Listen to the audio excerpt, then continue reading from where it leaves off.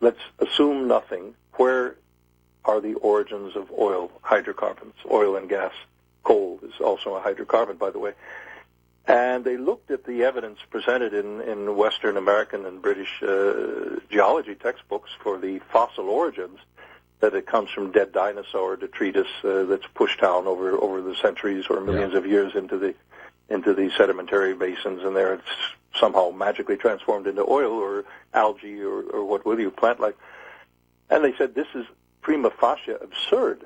How could you account for oil, the amount of dinosaur detritus you would need to produce the large field in Gawar in Saudi Arabia? Or what we've taken out of the planet in just 20 years. We would have had to have had 10 zillion dinosaurs dead on this planet. You know?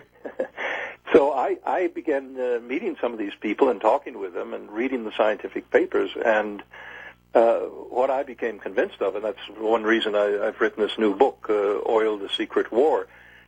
Since the Rockefeller family built up a global monopoly along with British Petroleum and Royal Dutch Shell in England, the Anglo-American oil monopoly, that's the title of my first book, which has just been reissued, A Century of War, Anglo-American Oil Politics, which is really a fundamental if you want to understand the history of the last century in terms of oil geopolitics and power manipulation. But this elite created a synthetic artificial monopoly to preserve that monopoly of power, because they see oil as, if you control the energy, Kissinger said back in the 70s, you control entire nations, and that's how they view it. Kissinger is a protege of Nelson and David Rockefeller back in the 1950s, and then his career was promoted by them in Washington and beyond. So if you control the oil, you control entire nations, and that the control of the oil is the game. Not that the United States is threatened for energy security from importing oil from the Middle East. Far from it. It's militarized the Middle East under that excuse, but it's quite opposite. So if they can control the oil that China needs for its economy to function, they are able to control China. If they control the oil that Western Europe needs for its economy to function, they are able to control and blackmail Germany, France, and the other countries, Italy, into doing what the American agenda is against their own better judgment. So that really is what the game is all about. And in the new book, I expose the origins of this peak oil going back to the 1950s, and a man named M. King Hubbard, who had a little bit grandiose sense of himself, so he told friends to call him King. But Hubbard developed this scam called peak oil using the Gaussian curve, which is no science at all. Carl Friedrich Gauss, the brilliant German mathematician, simply threw that out as a heuristic device, never as a scientific formula, but that's become the bell-shaped curve to measure IQ. It's become the metric of almost anything, but it's really not science. It's simply a heurism. So Hubbard took that. He had no science backing up his 1956 paper to the Petroleum Society, but that was then promoted by the Rockefeller interests through the Academy of Science and various think tanks over the following years into this great mythos of this brilliant scientist. He was anything but. He was quite a kooky personality in his private life. But then the peak oil movement was activated again, about 10 years ago after 9/11, through certain websites that were fed information and given interviews with people like Matt Simmons, who claimed that the desert was running dry of oil in Saudi Arabia and elsewhere. Twilight in the Desert, I think, was his book. And there's no scientific evidence in there at all for the claims. Colin Campbell, the man who's considered the most authoritative spokesman on this peak oil from Ireland, he was a geologist for several of the big oil companies, and later went on to be a consultant in Switzerland, gathering data. But you can gather data on an oil well. It's only data that's given to you by Exxon, BP, and we know from the events last summer in the Gulf of Mexico how reliable and trustworthy BP or Exxon are from the Valdez accident. So it's all proprietary company confidential data, and they give what they choose to give. And they pool among themselves so that they're all reading from the same sheet of music. They have created a myth of scarcity, and this is what's so fascinating. I develop in the new book. It'll be out, by the way, in September, October. It's in final editing now. But they created this myth of scarcity in order to justify obscenely high prices. But oil is constantly being produced. If you imagine a volcano where this molten fire erupts from deep down in the bowels of the earth, in the granite layer, or in the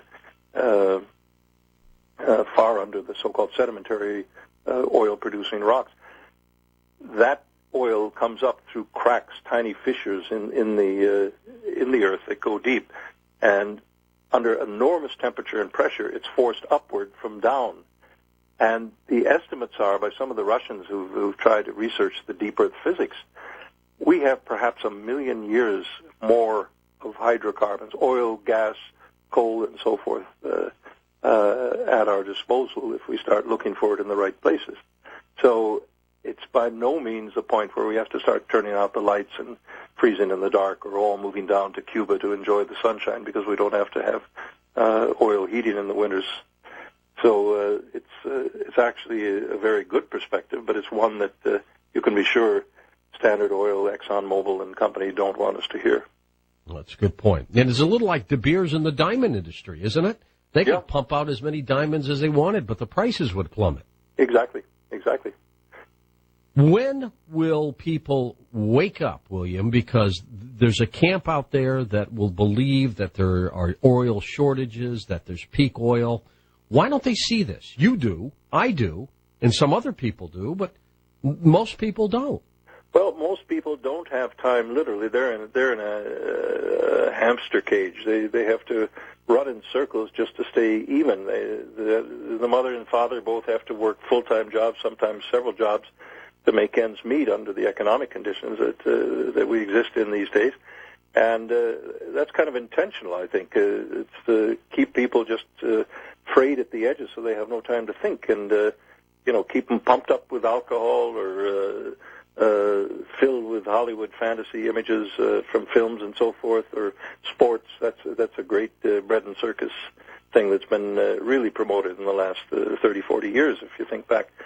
And they just don't have time to think about these things. I wrote a piece after I became convinced, and it was a real challenge for me to admit in print that I had been wrong on such a fundamental question after studying and being immersed in the oil politics for more than 30 years. And I got taken in by this peak oil. And I wrote a piece called Confessions of an Ex-Peak Oil Believer. And I went through the argumentation that led me to be convinced otherwise. And the email response that I got, talk about hate mail, and they were scientific arguments of the following nature, ad hominem arguments. You are a complete idiot, Mr. Engdhal. You are so incompetent. Jeez. What's the proof? No proof. They just shout and yell and call names. So it's almost like a synthetic religion, like this global warming thing that's become for so many people a substitute for God, substitute for religion.